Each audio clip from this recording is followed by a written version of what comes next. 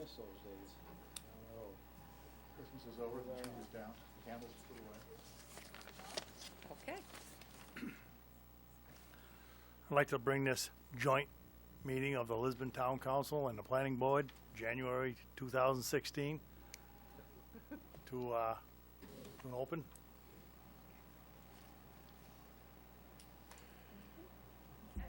Yep. We're going to dispense with everything until... Sure. Would you like to waive the Pledge of Allegiance to the Yes, flag? yes. Okay, so we'll waive the flag and the roll call and begin the workshop with the Planning Board. Okay, roll call, Todd. Roll call. Councilor Albert He's on the way. and Councilor Colby. She's been excused. Okay. Councilor Ward. Here. Councilor McTevier. Here. Councilor Bickford. Here. Councilor Crafts. And Councilor Brunel. Here. And from the Planning Board, would you please see if I didn't miss anybody? We would have Don Fellows. Here. Scott Hall. Here. Karen Parody. Here? Who else do we have? Richard Dan Long. Yep, Richard Long, Dan Niesel, Dan Niesel. Yep. you, and Kurt Lunt is excused. All right. And we have Norm Albert now. Thank you. Forgive me, I got hung up in traffic on the way here. Perfect timing. All right. Next item, whatever. Will be your discussion with the Planning Board. A presentation by Amanda. All right. All yours. Okay. So I'm gonna do a little bit of talking up front, just hopefully a 8-ish minute overview of mostly where we're at based on what we've been doing this last year, and then it's pretty much open discussion.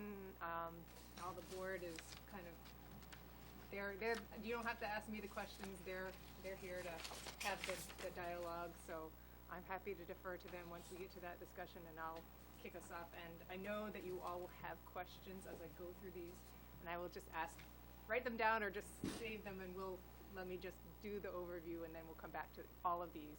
Are definitely question generators in a lot of sense. So we'll just get through it.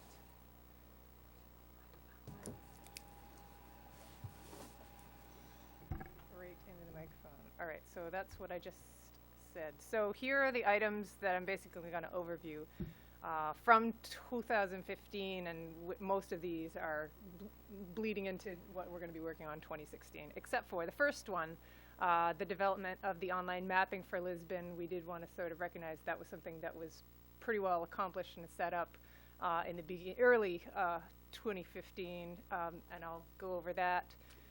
We've been working on the access management ordinance that's dealing with driveways and entrances.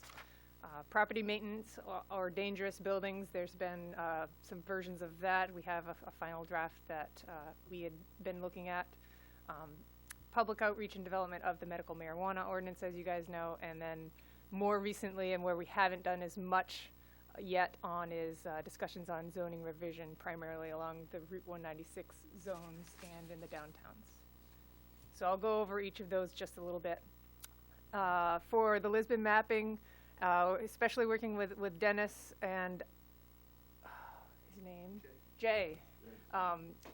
Jay was able to take a lot of our what were usually in GIS format and not always accessible to everybody, take those same mapping files and convert them to essentially Google Earth files, which I knew that the town of Topsom had been using successfully on their website. They also do GIS, but it's a very handy way to make that mapping accessible to residents, to the planning board, and to Dennis.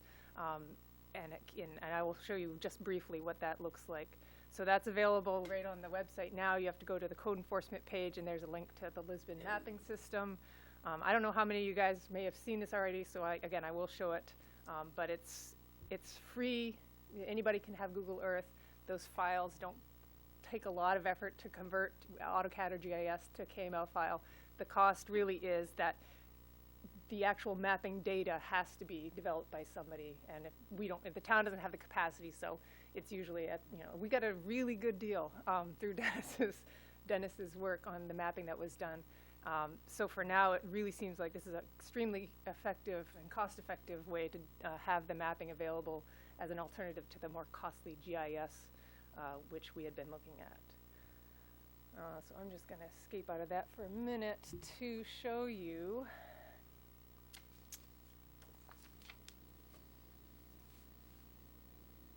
All right, so here's the link on the code enforcement page, Lisbon mapping system, and that brings you to the page where there's a little bit of, hopefully it will show my connection.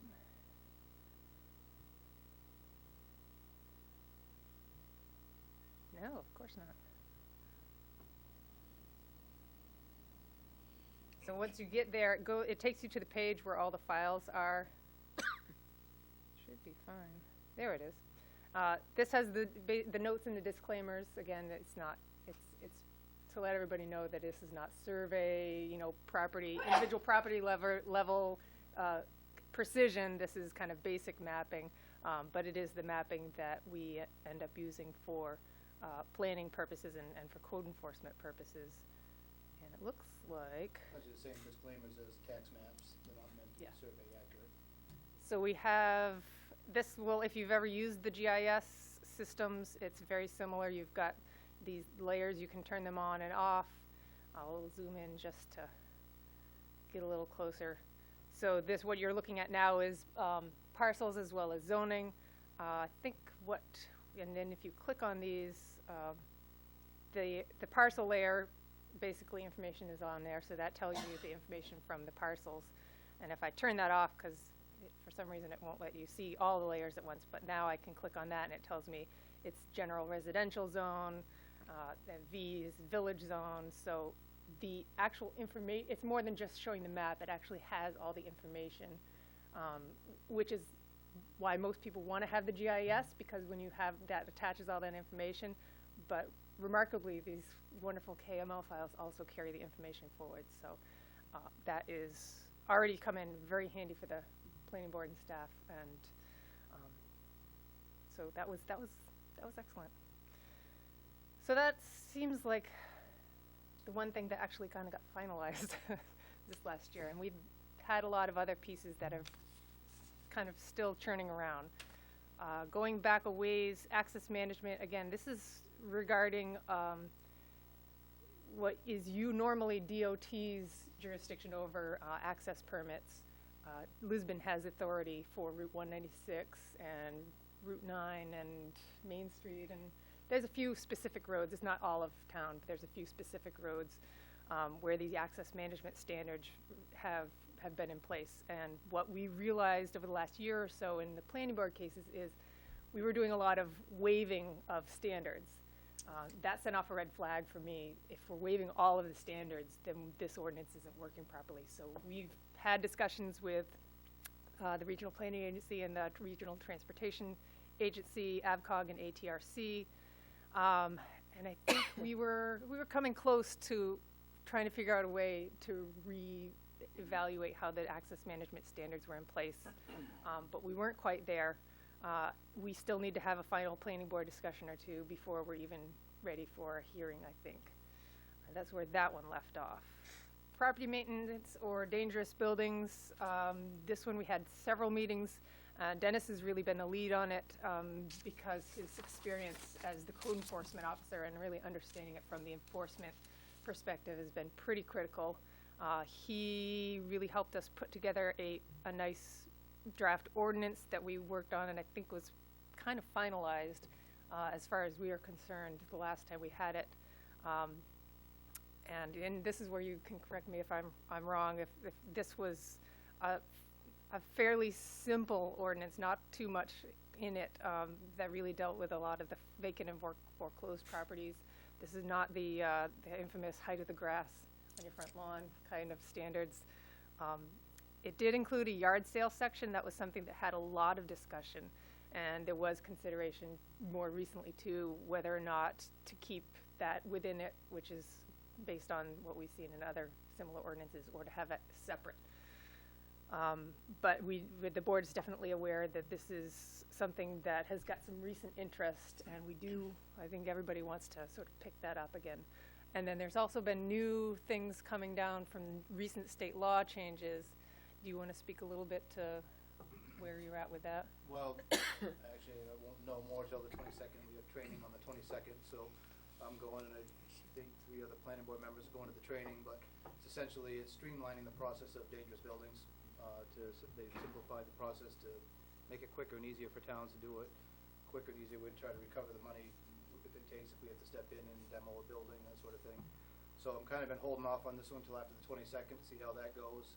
They're supposed to lay it right out for us on the process and try to simplify it. And I have a good guy in my corner, Jeff Burrill, is the Lewiston code officer, retired code officer. Actually, other way around, retired police officer. Still a code officer, right? And that's all he does in Lewiston is deal with the dangerous buildings, and he's been at the forefront of the one, if you followed the news, they've taken a lot of buildings down. They've got the program right down pat, to the point where banks are actually calling them, asking them to do it for them because they can do it cheaper and better than banks can. The banks realize the problem. So they've got the system down. So between him and the training on the 22nd, we should be able to kind of take another look at our property maintenance ordinance before it goes forward to council. But we're close with it. And I think, as Amanda said, the yard sale thing seemed to be an issue. So I think there's more discussions on the planning board side if we want to separate that out, get rid of it, keep it in. Not sure where that stands. So it's pretty much ready to go to council. Just wait till the end of the month, I think, after this last training and see where it goes. But the biggest thing was in town, the perception is telling them how to mow their lawn and things like that. And I don't want to go down that road at all. I don't think that's what we are as a town. And, there's no way to police that to begin with unless you hire 6 more of me to, measuring grass. Chris wants to do it while you're out there. Building Eric's grass. Yeah, so that's not the intent. The yard sale one, for me, from a code enforcement standpoint, is something you should look at. I mean, there's examples in town that we can point out if the discussion's ever wanted, but, we have some people that have to pay to have theirs as a business, and we have other ones that can run year-round or all summer long and say it's a yard sale and not have to do anything, and it's really not fair the way it's kind of structured right now. So that was kind of what we had in the property maintenance, is talking about how often you can have them in the course of a season and that sort of thing, so that it can't just turn into a perpetual yard sale that is really a flea market, business. And there are several, at least a couple around that people know. So that was the idea, and you will find property maintenance ordinances in other towns that do have yard sales lumped into that category. So that's more discussion we can have on that end. But so we do have a good draft in place, and we just got to tweak it and we'll send it to you guys. All right, so we'll come back to that if there are questions. I want to go through a couple more. We've recently been talking with you guys about where we are with the medical marijuana land use regulations. We had the moratorium. We've got the input. I believe at the last time I was here with the council, I talked about how we had a workshop and we had the online survey, and it really felt like there was pretty mixed response, kind of almost a split with the community, which makes it hard for us to know which direction to go to. But ultimately, because it's so complicated regulatory on the regulatory side with the way the state law is written, at this point we're hoping to meet soon, maybe next week, with the town lawyer and just get his take before we start going down the rabbit hole with this one, because it's not going to make a lot of sense to propose anything that isn't going to have legal support. But we do get the sense we want to be a little bit aggressive, because there is enough interest in town, to make sure that this is appropriately managed to the extent that it's legally allowed. So yeah, we're hoping to make some progress soon on that one. And I put these in again because I don't know if I ever brought this presentation to the council specifically, but from what I understand, the crux of the problem is that there's, in the state rules, which is not the law, the text of the law, the rules that are in the part of the rulemaking process following the adoption of the law, under the dispensary sections, it specifically allows the towns to enact reasonable regulations. It's put in the dispensary section, and it's unclear the way the rules are written whether the intent was that that would apply to just dispensaries or to all medical marijuana uses. The state HHR, they maintain that they never intended that towns wouldn't be able to do their own rulemaking, local regulations. However, the lawyers look at the way things are actually written. And then you have the actual state law, which specifically under the state law text has this really, the piece where all the lawyers get all in a twist. Local government may not adopt an ordinance that is duplicative or more restrictive than the provisions of this act. When it's in not this section, this act, and the way the law was written, that leads a lot of town lawyers to say, that means you can't do any regulation. So you've got some lawyers that say, don't touch it. You got towns like Lewiston, they've put in a lot of local regulations. They've been pretty aggressive about it. So we'll see where we come out. We're gonna try to figure this one out. Yes, yeah, we're looking at next week to try to talk that one through and get some more legal advice. I've talked to many different lawyers with several different variations and opinions already, so I think what it's going to come down to is what Lisbon's lawyer says and what the council says moving forward.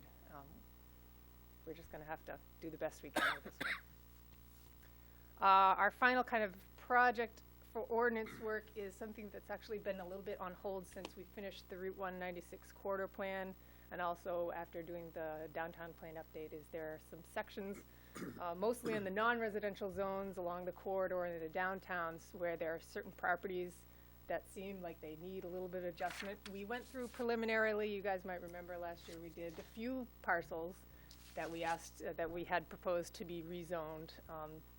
These were the ones that we felt pretty confident were in line with the future land use plan and the comprehensive plan, and that there were more no-brainers, if you will. They were pretty straightforward that yes, these should be changed. There are a few more areas that we flagged along the corridor and in the downtowns that seem to warrant some rezoning, but either we're not sure how, if they're consistency with the future land use plan and the comp plan, or we just feel like it would require at least a little community discussion. So we're hoping we might be able to still schedule a workshop in January, a public workshop to talk about that and get some input. We'd like to be able to move fairly quickly on this, but it's with zoning, rezoning and land use issues like that, we gotta watch out for in your ear. So we're gonna try to move through. We know that there are some parcels, we understand through the rumor mill, there are some parcels that would love to be redeveloped, but we don't know specifics, and we're not gonna operate under any specifics like a particular property that is in the wrong zone. We're coming at this from a holistic kind of comprehensive look. Since the 196 plan happened, these are the things we know that we want to change. So do it at that level, and then it's all sort of above board and straightforward. So that's where we're proceeding right now with that. One quick note on long-term outlook. I've brought up to the planning board that although the comp plan is officially passed in state review as being updated as of 2015, that was actually based on the 2011 update, which was never approved by the state, so we got a late approval. And that was on that last 2011 version was only a portion of the comp plan, I think mostly surrounding some of those Route 9 land use issues. So most of the comp plan is fairly out of date if you look at some of the sections, especially anything with the demographics. That's going to be pretty out of date. So it is on our radar screen that there may be some sections, not doing the whole thing, but there may be a few sections, take one at a time. Over the next few years would be a good thing to sort of update in pieces. The comp plan is, technically it's still good for almost another 10 years if you go by the letter of the law. But if you're really using the comp plan the way it's supposed to be used, it's getting out of date in a few areas. And then finally, there was when I circulated this, I'd forgotten that the board had talked a bit about, over the last several years, is the ongoing interest from the board to have sort of topics, informational topics that the planning board can learn more about, different planning issues. It's been as time allows, and so far hasn't been a lot of time allowed on this, but it's still something, or even just board training, understanding planning board procedures and rules, state laws. So that's something the board is talking about, trying to spend a little bit more time with, and it may be sort of board driven rather than staff driven at this point, but there's still interest. And that's where I'm going to leave off. And open it to discussion. I have no leading questions or anything, and One thing I would say about it is that it all needs to be addressed. The problem is prioritizing it. And from my standpoint, we need to address all of it this year, because we've been trying to address it for at least 1 or 2 years. And when you talk about, particularly when you talk about zoning and the idea of having a public info session is great. However, we do need to incorporate access management in there, because every time we come to do something, we're affected by access management. And then we continue to be approached by things that could change our zoning, and we need to look at that whole thing quickly, because we just screw up projects if we don't. So what action we actually start on first is probably a moot question. It's just getting started on it is the big thing for them. And as far as, again, I've got the floor, I'll That's give up in a okay. minute. Go right ahead. I can understand from the last time that we sent the property maintenance thing kind of for feeling up to the council, there was quite a bit of pushback on the yard sale part of it. And so, although I think that we should have some sort of definition on yard sales, we ought to separate them from that particular ordinance and maybe have 2 ordinances on it so we can deal with it properly in each its category. I know that some of the towns around have dealt with them separately successfully, and so that's my take on it. I would say that that's one thing that me and Don agree about, separating them out. Okay. It would be, that way you can tweak that one particular ordinance to see how it's gonna be. Might be a lot of changes down the road in that, and it won't be bothering the other one. Because I really do think the property maintenance one you got is pretty decent. Is there a lot of complaints about yard sales? As I understand it, there are some counselors that have heard from businesses that think that yard sales are not properly regulated in town, that they do impact businesses that they shouldn't be allowed to impact the way they do. You're talking about some that do week after week after week. Right. after week. Right. Versus- Clearly not a one-time, I'm going to sell my stuff. That goes back to the mass So- gathering permit. Right. And fees I understand that, associated yeah. and versus somebody else in the ICL not having to do the same fees. And I Now- think there's some charitable groups that are doing it too, but That's what I was gonna say, I know still, one that's a charitable group, so would that be still, how would you? it needs to be addressed, whether it needs to be permitted, forbidden, what, I don't know, but it needs to be addressed. It needs to be addressed, and basically, I brought this up in front of my brother, which is a yard sale guru in the summertime. He loves doing it. And he, after I mentioned it to him, he said, yeah, he really does think there are people that are abusing it, really, and I was kind of shocked at it, but, he says, something should be done. So you're gonna basically probably limit as many yard sales you can have a year then? Maybe get a permit So for it? Consecutive days that it can be, so. We just need to walk it through and talk it through and think about it and throw some ideas around and then, Do you think maybe Pull a get a hearing. permit to have a yard sale? I don't know at this point, That wasn't, perhaps. that wasn't in there. It'd be hard to do, Yeah. policing wise, and nobody would know, and It- I'd be driving around it's- on a weekend issuing, violations for not getting a permit, and all that, It might be kinda Don't hard think to that's where I wanna regulate go with if a it? person's having a yard sale for longer than he should too. It'll be a hard thing unless Right. somebody reports them. I this guess. actually makes me think a little bit about when we struggled with temporary signs and the sign ordinance. Yes. How, Right. what about charitable organizations? How are they exempt, and how long is the period? And it's kind of similar. You have to work out what's reasonable for the residents, for the people, as well as what's reasonable for code enforcement. And I think that's where we're at, is we know Right. something, in some areas it needs to be addressed, but the balance is not something that's too burdensome on the average resident. There are Surrounding some communities. ordinances around that you can take examples Surrounding from. towns, I Enforcement think, comes as with well. police department enforcement too. Yeah. and then you're talking a much larger animal than currently is going on here with code enforcement. I mean, and it's not perfect. I can't say that they actually actively enforce it, but it's written. Like you said, when somebody reports the actual or complains about a known individual, then you're obligated to follow up. That's a lot of my job, there's no way I can, unless there's somebody else in here all day and I'm just out riding around, I mean, a lot of my job is based on a phone call comes in and now it's brought to my attention, then I have to deal with it. I have to respond. I mean, it's not out looking for it, but there are a couple, there's one primarily that, there's no parking, it's actually pretty decent hazard, goes year, doesn't, I keep saying year round, but our entire season, from spring to fall, it runs, and, across the street, somebody's paying a lot of fees, has the parking, was put through all those paces through getting approval, but yet, that's where I get those complaints. Yeah. It's hard to say, it's up to you, How many, Well, there's how many people are we talking about? I mean, like a couple, or is it one person that, how many people are abusing it? If I was to say the perpetual yard sale thing, there's probably 3 or 4 locations in town, I'd say. So not, not 20, not 30. Are they on the corridors?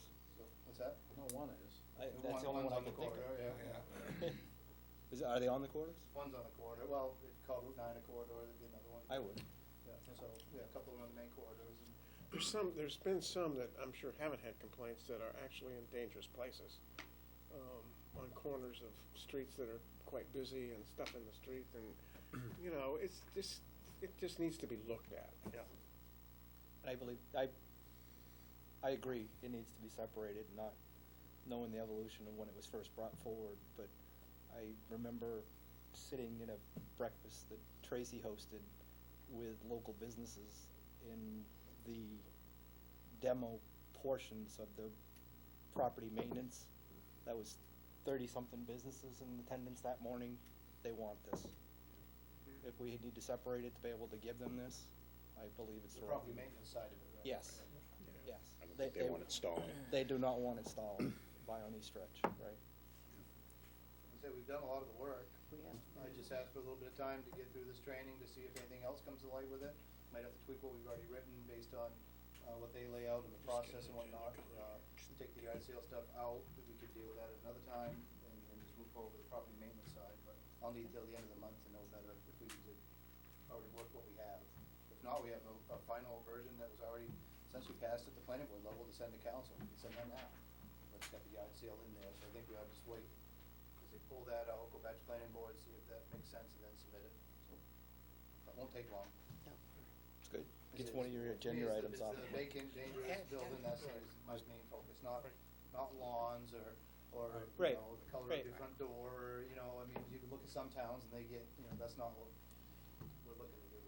So is there, at this point in time, as far as like the dangerous buildings, there's nothing in the ordinances on anything like that right now? No, and the actual, to go a little further with that, the training that we're gonna have is actually geared for not writing an ordinance in the town. There's other means that already, with state law and whatnot, to take care of it. It's not even having to go to the level of an ordinance, Really? which I would be more for that too. It's just really knowing the best avenue to do it, and do we need an actual ordinance? Or maybe we don't. State law covers it, we just go into state law and not have to actually write a separate ordinance. And I think that's probably where that's, Do you know if it has to be a residence? Does someone have to be living in it before it becomes a dangerous building that something's done with? it could be living in it, it could be vacant, it could be foreclosed. I mean, my issue with foreclosures, vacant properties primarily, and banks being so far away, they're not dealing with them, and they just sit there for years in foreclosure. It takes sometimes 3, 4, 5 years, bankruptcies, whatnot. In the meantime, the house is causing trouble in the neighborhoods, bringing in rodents, its kids are going in there, it's, falling apart, and it's just sitting like that. And you got a number of them, way Well, like more than you would think we have in town. There's the old schoolhouse right next to me that's caving in, foundation going in, and That'd be a classic example of one. I'm just wondering, I'm looking at this as if that thing goes, is that gonna come all the way down onto my house, or? Right. We've There got is an others. impact. And that's where you Yeah. can get in and tag them as a dangerous building, and once you do, is a procedure you have to follow, and you can either force repairs to make it safe, or the town can step in and ultimately force the repairs or take the possession, and then I know it's a building that the Historical Society turned down. There was one time that they kind of offered it, but it was beyond what they wanted to get into. Would be a neat old building, fixed Sure, up. that's one I watch quite a bit. I know the current owner, probably the chances of that being repaired or fixed is slim to none, you know, so it's only gonna get worse unless, Make him an offer. so. We've got others that have had fires, that you've got 2 out of 4 walls left up, open basements, safety issues, you know, kids playing around, things like that. Right, it's open enough that, you know, kids Absolutely. could go into that Absolutely. through there. That's granite, it's a big giant slab. All right, Mhm. fell right in. Yep. Oh, we got one since I started here. It was actually, it's like my first priority when I started here, and it's still in the same condition today as it was when I started here. And it's very frustrating for me, but it sits on Congress Street, Yeah, me too. by the Town and Country Mobile Home Park. The house was, you know, caved in and collapsed, and a big pile of rubble sitting there. It's been, I've been here going on 4 years, something. It's In that still a neighbor, pile of rubble, and the person who owns it knows, but has no financial means whatsoever to take care of it. Says, go ahead, clean it up. I'd love to. She can't do it herself, so the avenue for the town to go in and actually clean it up, take possession of the property through lien if we have to, just getting that in place in the system so we can do that. This person would actually be willing to She do would, it, because she just can't, she has no means to take care of it. well, the other Since part, the sun has burned it, so now it's a burnt pile of rubble. Right, sitting we there. tried burning it, that didn't work. the other part of that is that there, just for example, there's a little house across the street that's for sale that's in really good shape, looks in really good shape, and I'll bet they can't get near what it's worth because what it's near. So it's about the rest Those of are the the calls town. that I get. I get That's- the calls that's the from the worst person who's part. trying to sell their house saying, can't you do something with, Yeah. Right. and boy, I wish I could, you know, Yeah. a lot of us mowing the lawn, I tell them, go mow it. Come on. Mow for You it, know, yeah. you know, but I can't mow it, and we don't have anything, I can't force them to mow it, but, some of the, dangerous building is also streamlining the process with the banks and force them to take action, especially burned buildings or whatnot. It gives a time frame of when they have to have, permits in place, and it puts a window so they can't just let it sit there and not do anything about it, so. But again, January 22nd, I think, is our training. We'll take that and what we have already written and see if we gotta tweak it, and then we'll come to council or something. Now, some time ago, there was some talks of maybe some grant money when they're talking about the 196 corridor plan, and that could possibly be some money that if someone had a piece of property they wanted to fix up, there might be some kind of matching funds. I mean, has there anything been looked into that at all? or- Yeah. Primarily talking about the facade program. Right. And that's still what the 196 committee has got on their mind is trying to establish some sort of program where we talked about in the planning process, we talked about anything from sort of proactive, like approaching property owners or say, are you interested in something, versus a more open program, which is probably where the committee leans now is, it's exterior improvements, it's basically cleaning up your front face on the street, and now that we already have with the design guidelines and standards in place, putting together that program is just a matter of crafting, finding the funding and crafting the administrative end. And Tracy has gathered a tremendous amount of stuff from the state right now on how to put together such a program. So we would really like to move forward on that, but it also has to be So with that- tailored to what we expect Lisbon's property owners and developers want and can use. It has to be something that doesn't put too much burden on them, but is enough incentive to get people interested.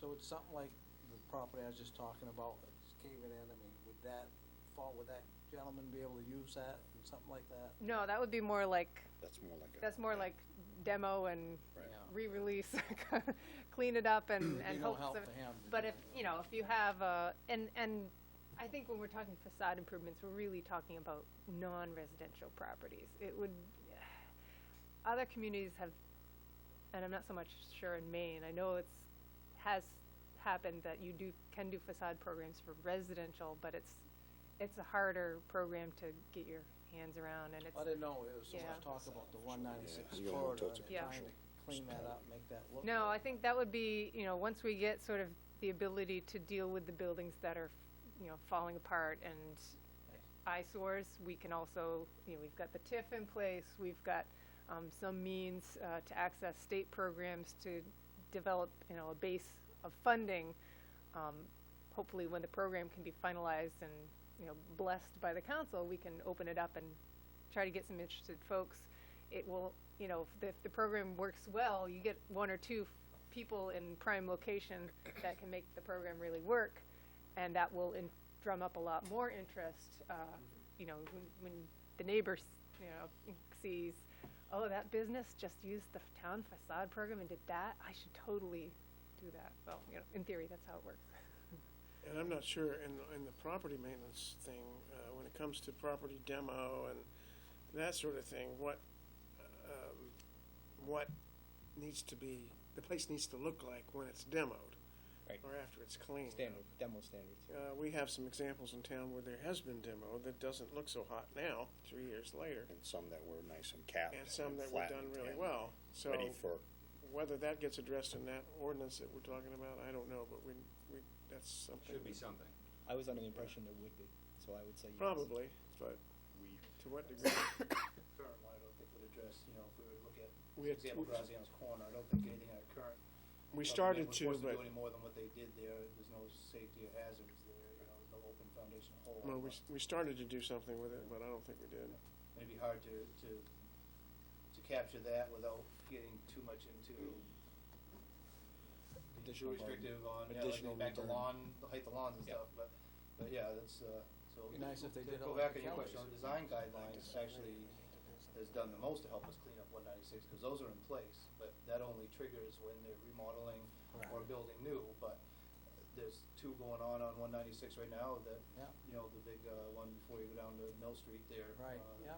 Second one down, I think, us. Yeah, Woody doing a Baker's nice job there.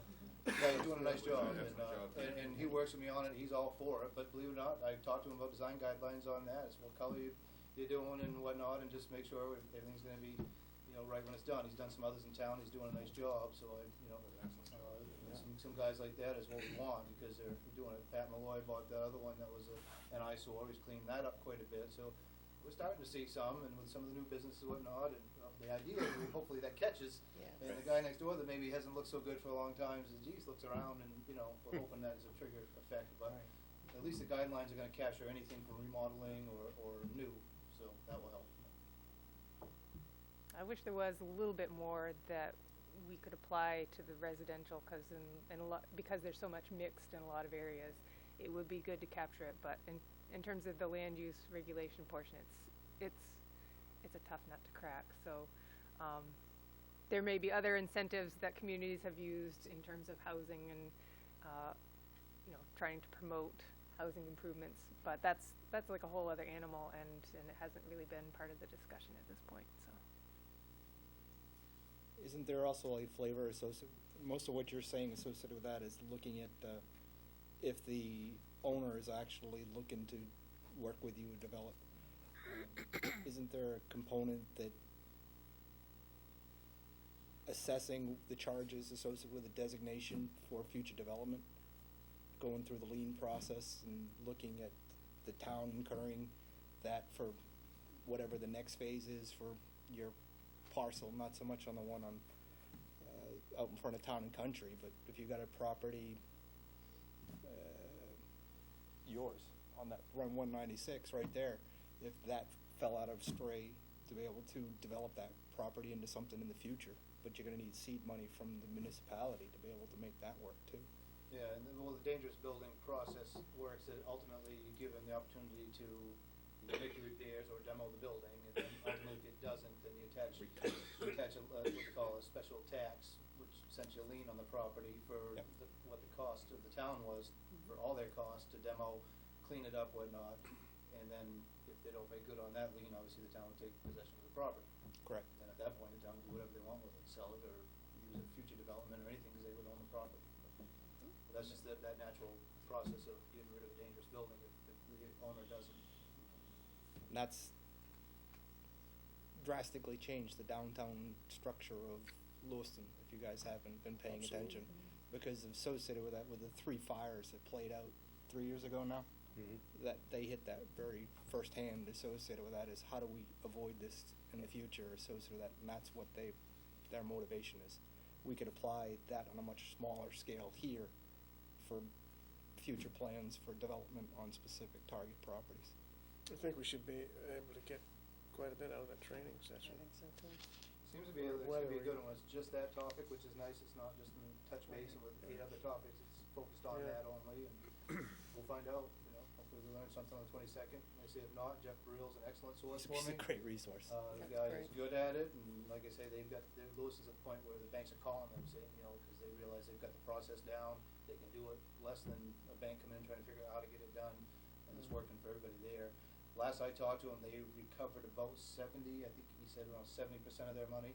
So you're never gonna recover all your money, but they feel pretty darn good, they've got 70% of their money back on the properties that they've had to demo and clean up and take over, but. Is that training session open to the public, or?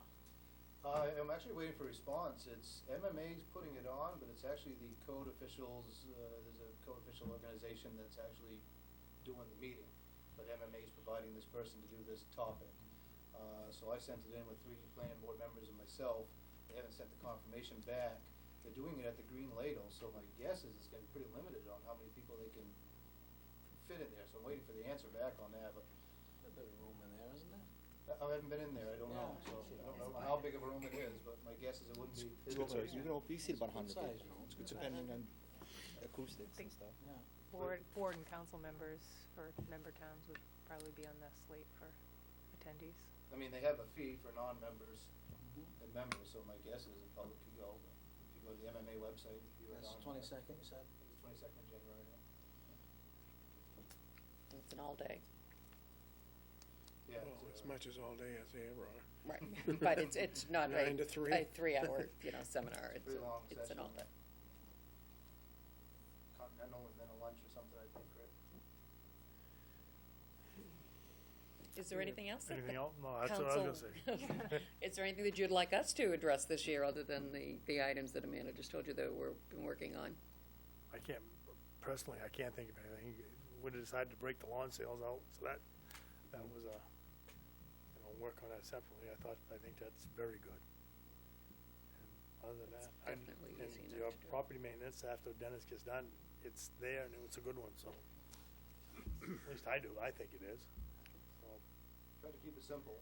Yeah. Absolutely. It doesn't need to be 20 pages long, you know. no one understands it when it's 20 pages. Right. That's right. Exactly, And I can't nor even read it. administer right, you know. Maybe we gotta change the references now, at least to this new ordinance thing. Oh, yeah. That could, that could add some definition to it, anyway. Anybody else have any questions? Yeah, what kind of feedback did you get on the medical marijuana thing on the survey? I know it sounds like it was kind of split down the middle, but Definitely, but was it? Yeah, we went. 100% for, 100% against, 50-50. It was, when you look at literally the percentages, and this was based on Nationwide, about too, 100 by the way. surveys. Well, Percentages, that's not too bad, I guess. the percentages were pretty easy, and you had sort of, most of the questions had sort of the pro and against and a few neutral, but it was usually, 40 to 50% on one end and 40% on the other end. At best, if you were messing with the statistics, if you lumped the, at times you could lump the neutral and pro together and get or sometimes, you could lump the neutral with the. No, but Go either that's not, way. and obviously that's not how we interpret it. Well, we read through the comments, and it was everything, from the people who were voicing concerns that this is an economic opportunity, and we shouldn't do regulations. State regs are enough, to people who said, we don't want this in our town at all, which we know isn't, regulatorily possible for us to deal with, but that's the spectrum. And the board looked through those comments too, and that's why I make sure we have the comment sections when we do these, is we can look at the percentage answers, the sort of, yes, no kind of things. They give us some information, but it's the comments that give the flavor of what's You on guys are gonna people's have fun with that one. it was a very necessary process to sort of have that workshop and have the online survey and really see if we could get more feedback, but it's not entirely shocking that everything was so split, and it doesn't make the job easier, but honestly I'm still much more concerned about how things are going to work out on the regulatory, the legal side of things. Right. And how aggressive we feel like we can be with it, so. So waiting for the legal opinion and then see if you want to Yeah, we dip gotta the have toe further, or we what? gotta have that discussion. We need It, some it may, you know, we clarity. start with town lawyer, there may be further discussion with the MMA, although the last time I talked with them over the summer and fall, they didn't have a lot of great feedback either. You know, there's some, at least one court case, I think the York court case, I don't think that's resolved yet. So there are some communities that are saying they're waiting for that one. I don't know that the outcome of that one is gonna tell us a whole that much, honestly, but I'm not a lawyer, so. And then we're just looking at what other, you know, how, gauging what other communities are doing. It's hard, you know, with so much of our regulatory stuff, we look to Lewiston, They as. were aggressive, and I don't know if that's And actually they gonna work. were, and they've That's- had troubles with it. They're not Right. saying what they came up with was perfect or ideal, They but took a stand. you know, they were definitely on the aggressive side of things where you get, like Poland, their code enforcement officer was really well informed on it, and they were under strict instructions from their town lawyer, don't you put a single thing on the book until we know, you know, from case law whether or not this will fly. So that makes it very challenging to know where we're gonna end up, and like I said, we'll have something. I don't know what it will be yet, but we'd like to sort of put it to rest fairly soon, I think. When you have And- something from legal, yeah, I think we'd like to hear more, at least get an idea, temperature take at that point, Yeah. what your impression is. And just kind of on that note too, we're, you know, thinking about a few of these things are somewhat near to, you know, maybe being moved on to the council. We want to be, we don't want to end up, you know, dumping all kinds of things on at once. That might be too much, and we know also that you guys have a pretty busy schedule come later this spring. So we're sort of go as fast as we can, but we know that there's going to be a process. Everything. I mean, even by the time the planning board gets through all a draft they're happy with, we have the hearing, then there's the whole other process that it takes when it gets to your end of, you know, it has to wait a whole month before you even see it, many readings. So we recognize that even if we had something ready tomorrow, it means it's a little ways away. So, and there's a good reason for that length of that process. But I think it just requires kind of recognition of patience that most of this stuff probably will take us all year to get through. On this, what we're talking about now is medical marijuana, Correct. right? So that would be, Absolutely. so in November, if they say, no, we can, it still wouldn't affect that. Oh.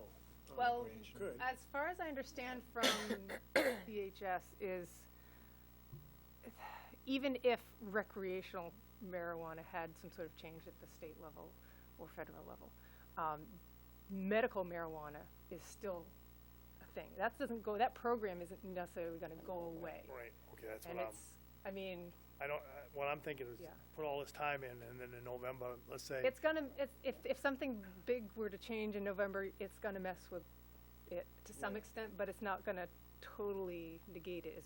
That's my understanding. Okay, that's- Marietta, yeah, it's gonna affect it, Right. but, I mean, you still have to think of this as, I still really think that we need to think of this like we think of pharmacies or other medical uses. This is intended in its form as medical use. That's why I said It's medical. a business use.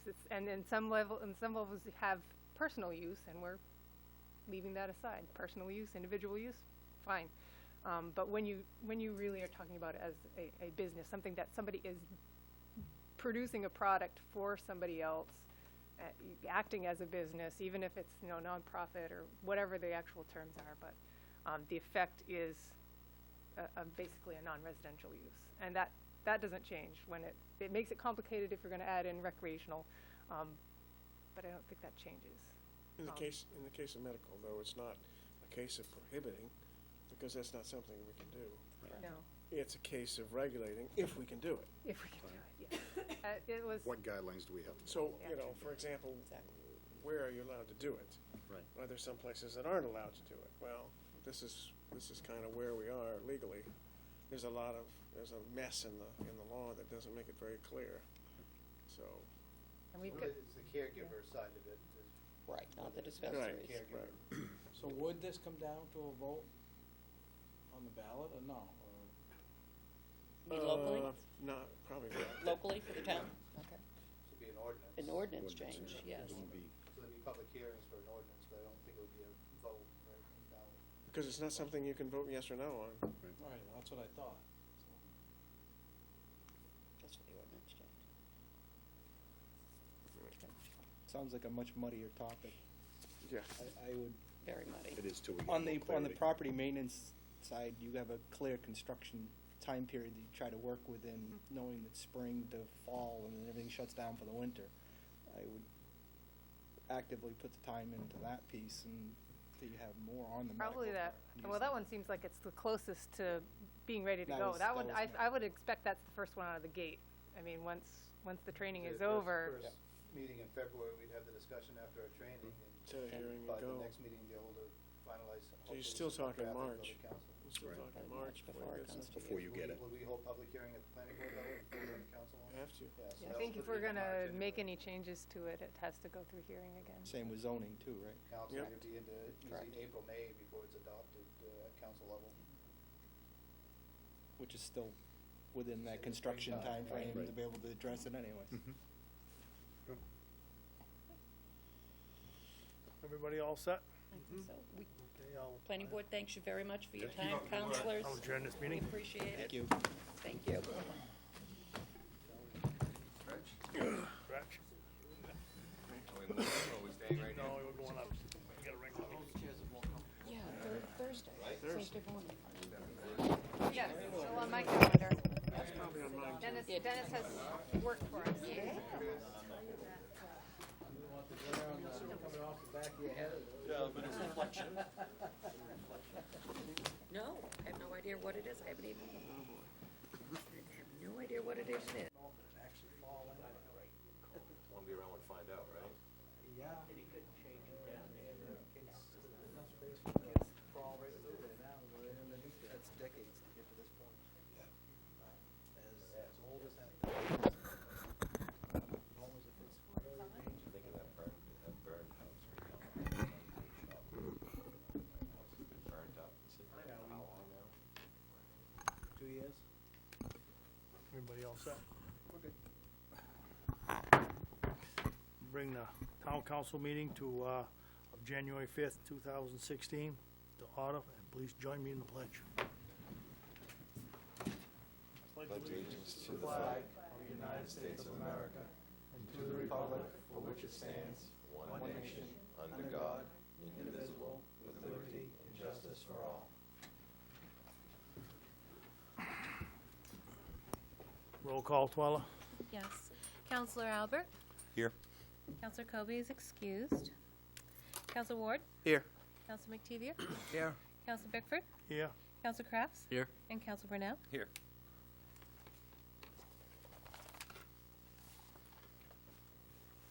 Next item, Twella. Good news and recognition. Anybody? I just have something, Roger. I just wanted to take a moment to recognize one of our employees who serves the public here in Lisbon, but also when he's not serving Lisbon, he is still serving the public in a different capacity, and he and his wife volunteer time to help feed the homeless. I happened to go home a couple of weeks ago after work, and I just caught a clips on the news, and I saw Marcel Obi, and I knew he was, volunteering, feeding the homeless. So I just thought that was nice, and he does that a couple of times a week, and I just thought it was, it'd be nice to recognize him because he's serving the public in his professional capacity here as the operations manager at the transfer station, but it doesn't stop there, and he does it on his personal time as well. Okay, I've got something. I'm gonna do it backwards. I'm gonna give the recognition and then the good news. New Year's Day. Sergeant Ryan McGee and Officer Stewart, along with Lisbon Emergency and Lisbon Fire Department, rescued a woman an upstairs apartment. She had a stroke. And her husband was adamant on how well that everybody worked together and how fast they got her out, down the stairs, and to the hospital. And I would like to thank them personally because it was my mother-in-law. Will you tell them, please, Chief? Take care of it. Thank you. Okay. Next item, Twyla? Yes, the next item is audience participation and response for agenda items. There are no public hearings. So audience participation. Yep. Audience participation is open. Seeing none, we'll close it. Next item, Twyla. Is the consent agenda. Any council wishing to have an item removed may do so now. Items removed will be considered next. Seeing none. Order 2016-01 to approve the minutes of December 15, 2016. December 15, 2015. I jumped ahead a year. I need a motion. Make a motion that we accept. In a second. I'll second. All in favor? Order passed 6-0. Next item, Twyla. Under Council Orders, Resolutions, and Ordinances, Order 2016-02, Cornerstones of Science Gifts to Lisbon Library.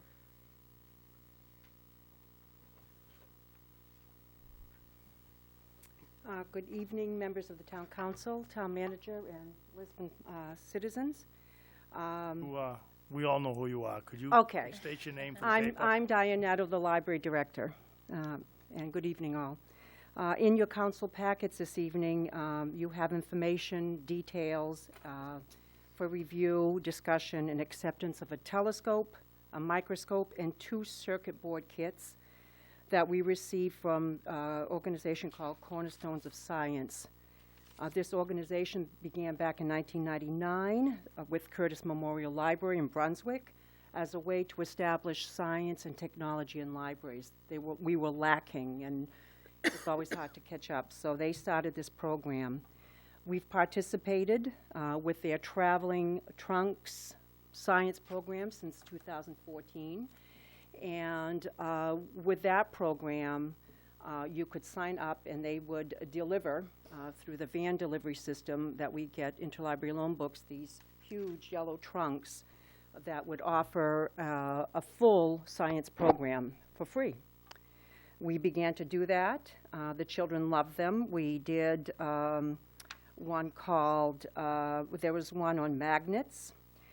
We did mammal tracks, water cycle, and the very last one we did was last August to finish off the summer reading program. It was the life cycle of a lobster, and one of our little readers put the full costume, and everyone thought that was just terrific. So wonderful stuff. And from that participation, our staff also attended classes they offered, again for free, to learn more about science, to bring science and technology into our library. Our commitment to this organization and being in good standing with them resulted in our library being chosen to receive the science equipment that we request Town Council accept and allow us to move forward with. The most recent class that was offered December of 2015 resulted in wonderful gifts of a $300 telescope that you have a photo of. Didn't bring it because it doesn't have a travel kit, basket or bag yet. But you have a photo of that. I did bring Michael the microscope, $100 microscope with slides and programs that we will use with the children. And then we received 2, they call Makey circuit kits. And believe it or not, with this little circuit gizmo and these little wires, and we have 2 of these, and they're both worth $50 each. They tell us that the children will be able to wire this stuff to a banana and get their keyboard to work. So, and other fun things. So, these, we will see. They call them makey-makeys. So, along with, so when Victoria Shock, one of my assistants, attended the class, she was informed that Lisbon had been awarded these wonderful gifts, along with Orr's Island, Cundy's Harbor, and Harpswell. So, she was very excited, came home with these big boxes, and the next morning she came barreling through the door and said, look what we have. Can I begin to train, and can we share it with the Lisbon community? And I said, well, one thing at a time. Let's get it presented first to the council and to Library Governing Board. The Library Board has seen all this equipment. They looked at it all at their last meeting in early December. And they recommend to the council that you accept these wonderful gifts on behalf of the town.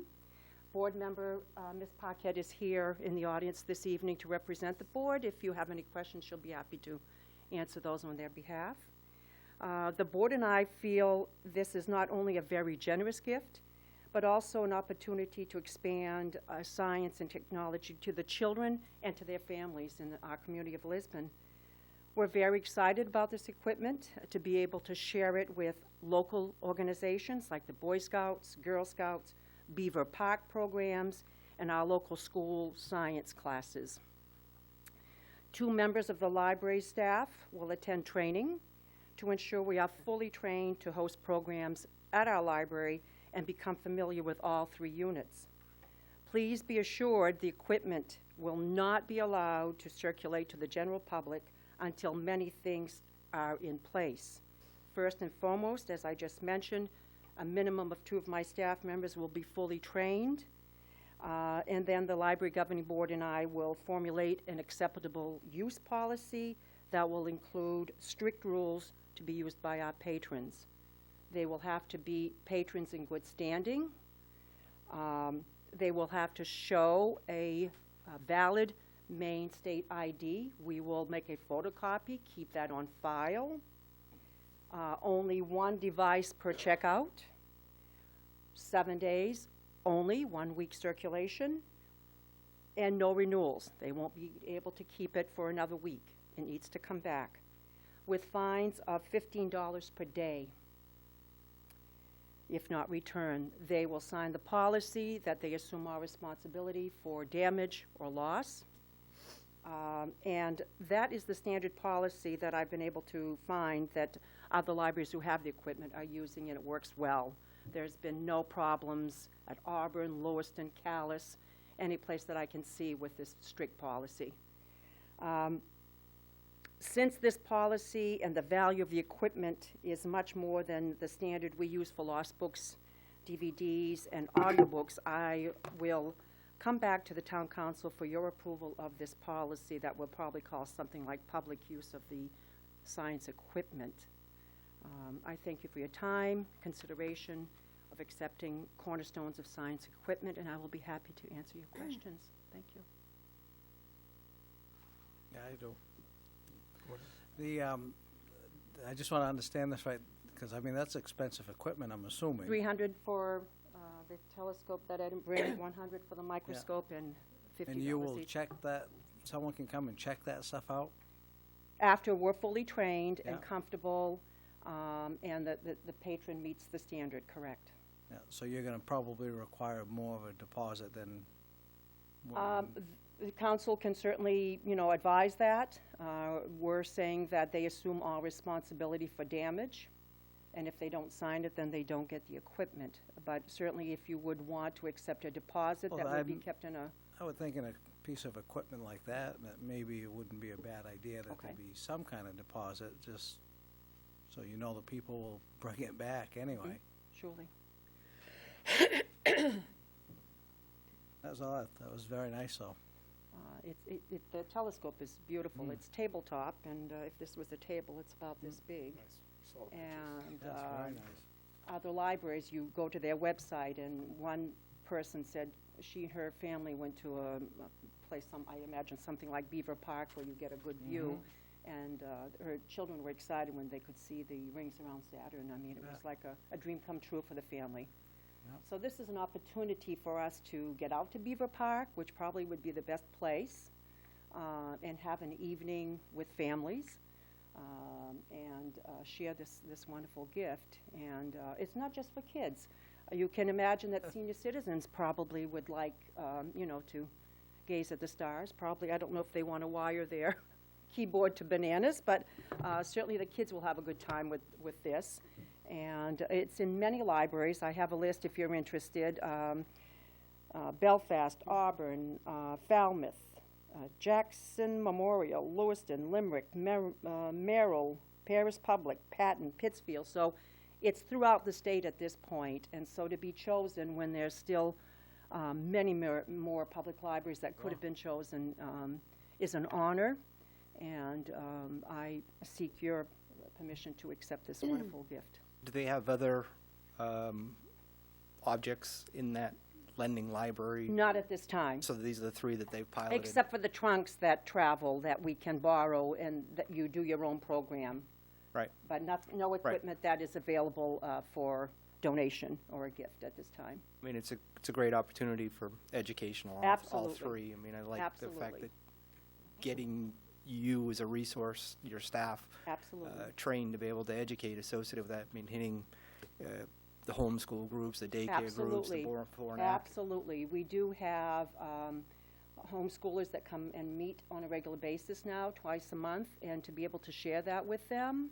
Even the microscope. If you're a homeschooler, can you afford a $100 microscope to show plant matter to your children, where you could come in, use it at the library, or if you're in good standing, certainly you could take it home for a week and get that unit done with your children.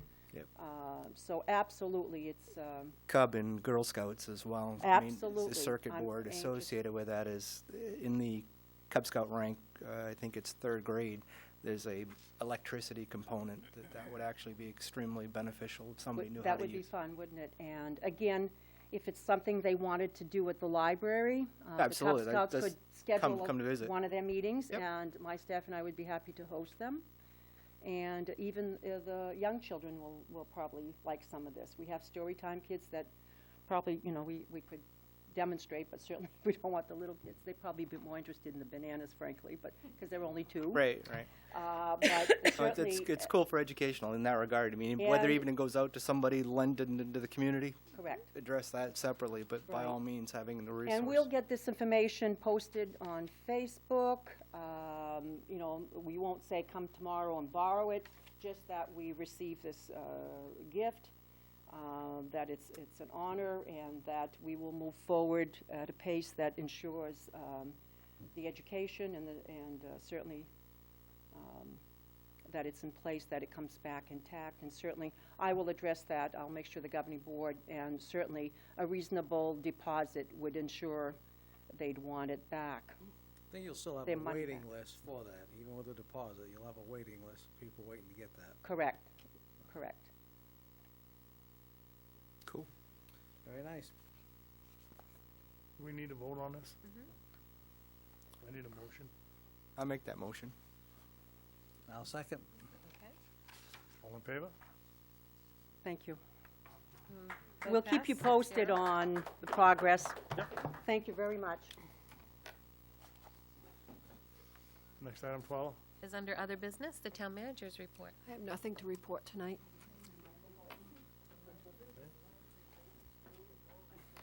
Next item, Twala. Is under audience participation in response to new items. In the audience, I open floor for audience participation. All right.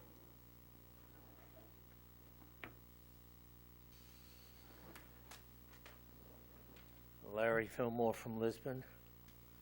I don't know if any of you went down to the transfer station on Saturday, but it was busy.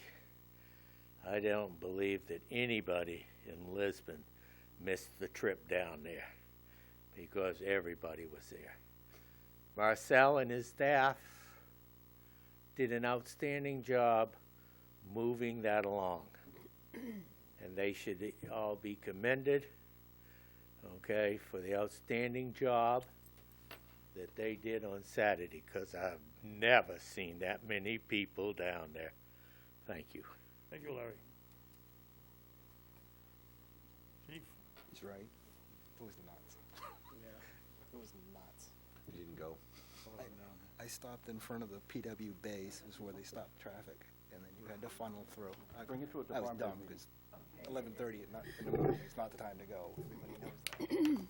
Good evening. David Brooks, Lisbon Falls, Police Chief.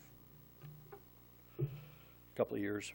I asked that the Town Council allow discussion with me and Lieutenant Dan Michelle regarding the town's retirement incentive severance agreement that was given to me on September 17th of last year and to Lieutenant Michelle days later via U.S. mail.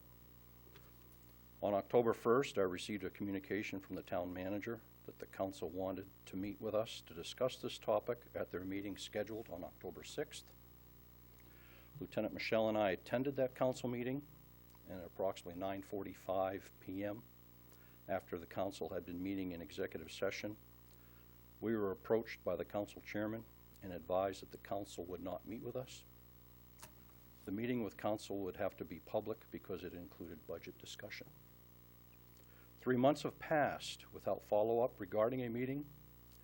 Therefore, I am before you tonight requesting that a meeting be scheduled to discuss the topic, the town's retirement incentive/severance agreement, and budget impact. Thank you. I can answer that right now. I'm going to schedule a workshop on this for the 14th of January. That's a week from Thursday. I won't be here. May I ask that you reconsider that, Mr. Chairman? And later in the month or early next month, I'm finding myself, I'm going to be needing to take some time off probably that week. Okay. Yeah. And I just I will, found this out. You let me know when we can do this, and we will schedule it as soon as possible. But we will do a workshop. Workshop, and, okay. You know, so we can.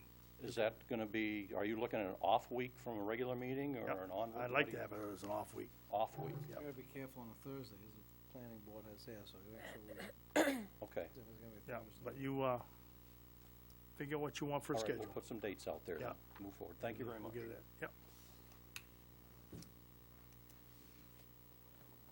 Next item, Darla. Is council communications. I got a couple. Nobody else. First one, the Laco donating food drive that Miss Austin spoke of is actually underway. You can drop off your canned goods or donations to any of the schools, Rogers Insurance, here at the town hall. It's running through this month and the first of next month. Any more information on that, there's a website. You can get the link from Tracy or as a gsfb.org. Follow it. But it is something that they're actually working on. It is beneficial to it and it does benefit Laco, so I would encourage folks to do so. Next, get the word out. Mark Stevens is in the rec department, is working on a Winterfest. Just planned for January 23rd at Beaver Park. It's going to include dog sled demos, if weather conducive with snow, ice skating, cross-country skis, run the gamut associated with that. So that's in the works as well, so getting that information out there. And the last piece is I'd like folks to actually get out and vote next Tuesday. I was the second person to absentee vote tonight, and I'm a little disappointed to turn out at this point, so I'm assuming everybody is going to make it to the polls, but specifically there's a bunch of students that I know that are actually home on break. If they're going to be around and not for the vote, get out and do so. Thank you. Yes, please do that. Please vote. And I thought this was pretty sharp. We had two schools that needed, two high schools that needed to have a hockey team. Neither one of them had enough enough players. So they combined, and they seem to be doing pretty good. That's Mount Ararat and Lisbon. I think that is pretty good when you can get two schools and get to work together. I actually watched a hockey game the other day because they were on it. They were doing it. Nice. Next one's Wednesday night at Watson Arena as well. Okay, next A item. home wrestling meet if you want to go on Wednesday night as well. That's the first time, it's the second one they have hosted this year associated with that. To see that in our new gym, by all means, it's extremely cool to see, folks. We all set? Next item, Twyla. Is executive session order 2016-03 to go into executive session for 1 MRSA Section 405-6E, consultations with legal counsel. Need a motion to go into executive session? Make that motion. Second. All in favor? Order passed, 6-0. There, we're not gonna have any votes afterwards, are we? We may. May? Yeah. Okay, we may have a vote. Staying in here, we're going out. Where we wanna do it? You wanna go in there? I'll stay in here. I'm good. Stay in here? I'll turn the Yeah, camera off. there's too much stuff on the table in Yeah. the other room. If you're staying, you should take a chair into the hallway, so you don't have to stand. Thank you. I was kind of disappointed. What do you mean? It's only a week out. You stole my thunder. Alan. Yes, sir. I'll second Okay. it. Tell you off the cuff? No, let me go get it. Sure. Because he's got 3 different addresses.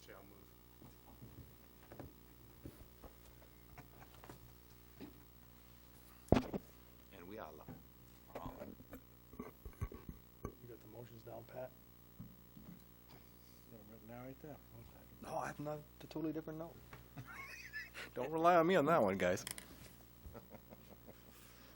It's fluid, though.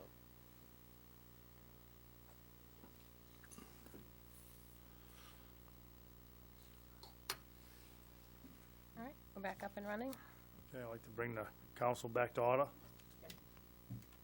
At, well, I guess it's what, 8:00?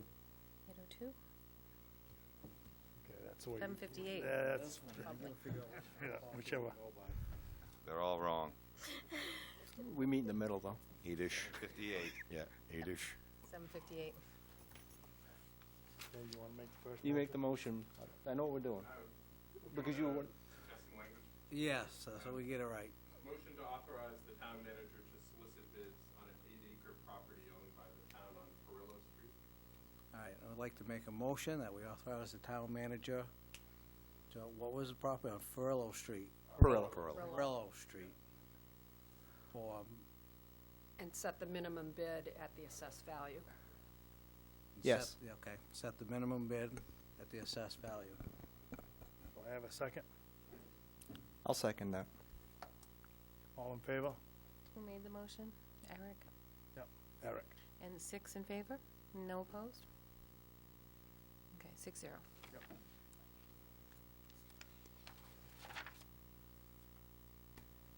And I need another motion for personal property tax. Motion to authorize the town attorney to bring a collection action for personal property taxes owed by Daniel Bulick. All right, make the motion that we give the town manager the authorization, Oh, town. I'm sorry, the town attorney, to notify Mr. Bulick on his personal property taxes. Need a second on that? Second? You second it? Yeah, second. All in favor? Pass, 6-0. Next item, Twyla. To adjourn. Make a motion. Make a motion. I have a motion to adjourn. Second. All in favor? 6-0. Thank you. I gotta get rid of that. I stopped doing that. Yeah, you can only 6 get years. for, I'm gonna go home and eat some supper. you've been, for Norman. Mm-hmm. Yes.